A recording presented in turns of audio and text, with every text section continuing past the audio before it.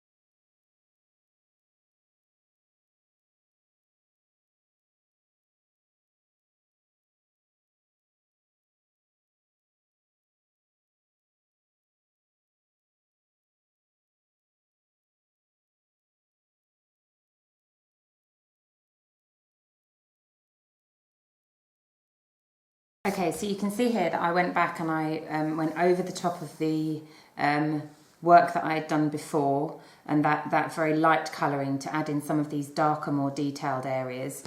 And you can see here how that kind of links into what Hundertwasser does with his work. And you should be able to see what a difference it makes when you do go back and you work into it. So I've done one shape, and what I'm going to look to do now is a second.